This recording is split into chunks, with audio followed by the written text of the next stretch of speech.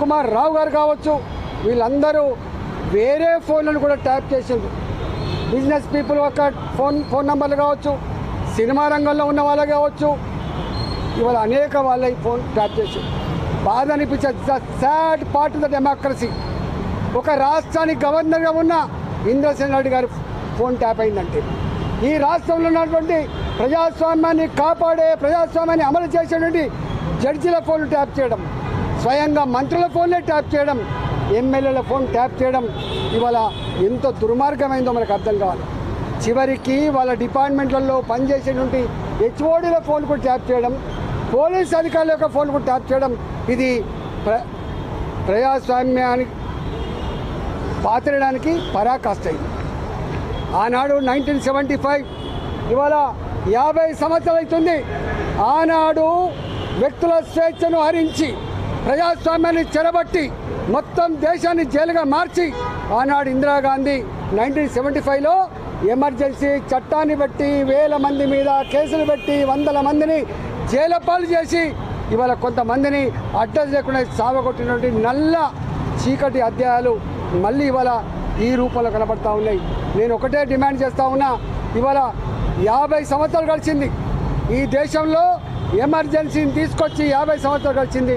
ఇవాళ మనం గవర్నర్ల ఫోన్లు, జడ్జిల ఫోన్లు, స్వయంగా మంత్రుల ఫోన్లు, ఎమ్మెల్యేల ఫోన్లు, ఇవాళ బాధ్యతాయుతమైనటువంటి సంఘంలో పేరున్న వాళ్ళ ఫోన్లు ట్యాప్ చేసి వాళ్ళ బలహీనతల మీద దెబ్బ కొట్టి ఇవాళ అనేక రకాల అక్రమాలు, దుర్మార్గాలు జరిగినట్టుగా మనకు అర్థమవుతూ ఉంది. కాబట్టి ఈ ఎంక్వైరీ అయితే ఉందో నత్తనడక జరగకుండా దీంట్లో ఎవరు ఆదేశాల మేరకు ప్రభాకర్ రావు గారు ఇలాంటి పని చేసిండు, ఇవాళ కింద ఉన్న అధికారులు ఎవరి ఆదేశాల మేరకు చేసిండ్రు, ఎందుకు కాలబెట్టాల్సి వచ్చింది, ఎందుకు మొత్తం చార్జ్ చేయాల్సి వచ్చింది, ఇవన్నిటి మీద సమగ్రమైన ఎంక్వైరీ జరగాలి.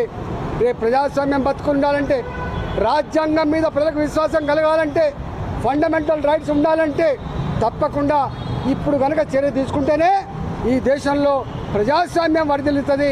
ఈ దేశ ప్రజాస్వామ్య వ్యవస్థ మీద ప్రజలకు ఒక విశ్వాసం ఉండేటువంటి ఆస్కారం ఉంటుంది తప్ప లేకపోతే లేదు. కాబట్టి వాళ్ళు ఎంతటి వారైనా తప్పకుండా దీని మీద విచారణ సమగ్రంగా చేయాల్సిందే, దోషులను ఐడెంటిఫై చేయాల్సిందే, చట్ట ప్రకారంగా శిక్షించవలసిందే, ప్రజాస్వామ్యాన్ని కాపాడవలసిందే, ప్రజలకు ఒక గొప్ప సందేశం పంపాల్సిన బాధ్యత ఉందని చెప్పి నేను డిమాండ్ చేస్తా ఉన్నా.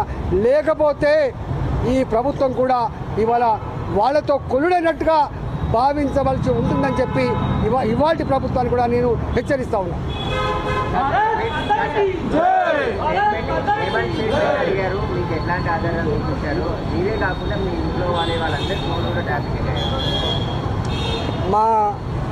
మా వైఫ్, మా భార్య నడిపేటువంటి జమునా హ్యాచరీస్ ఫోన్ నంబర్లు కూడా మొత్తం ట్యాప్ చేసిండు టోటల్గా.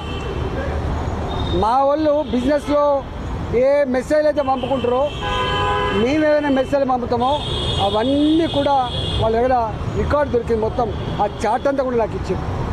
నన్ను అడిగింది ఇవన్నీ మీవేనా అంటే ఇవన్నీ కూడా మావే.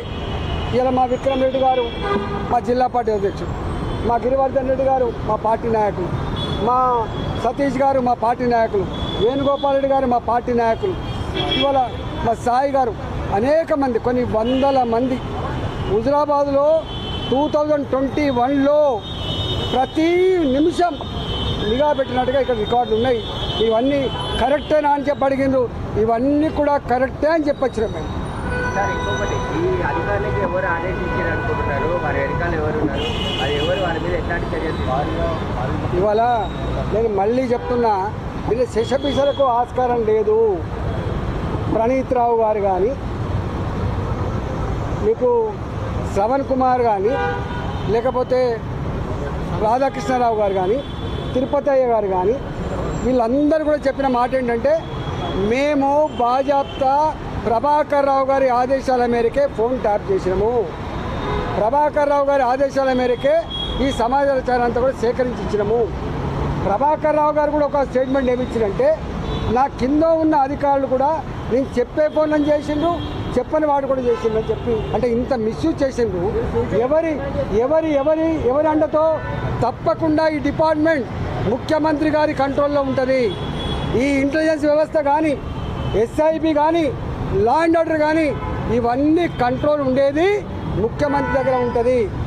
ఏ పీరియడ్లో ఇవి ట్యాప్ చేయబడ్డావో, ఏ పీరియడ్లో ఈ సమాచారం సేకరించబడ్డదో అప్పుడు ముఖ్యమంత్రి గారు ఎవరుంటారు? కేసీఆర్ గారే ఉంటారు. ఇవాళ ముఖ్యమంత్రి గారికి తెలవాలి. ఇవాళ ముఖ్యమంత్రి గారి కిందనే ఉంటుంది ఇంటెలిజెన్స్ వ్యవస్థ, ముఖ్యమంత్రి గారి కిందనే ఉంటుంది ఇవాళ ఎస్ఐబి వ్యవస్థ. ఇవాళ ఈ ముఖ్యమంత్రి గారు చెప్పాలి. మీరు మంత్రిగా పనిచేసిన సమయంలో టీఆర్ఎస్లో మంత్రిగా పనిచేశారు. ఆ సమయంలో ఫోన్ ట్యాపింగ్ సంబంధించి చర్చ కానీ ఇట్లాంటి ప్రభాకర్ రావు మీట్ కావడం కానీ అట్లాంటివి జరిగినాయి ముఖ్యమంత్రి గారు? అసలు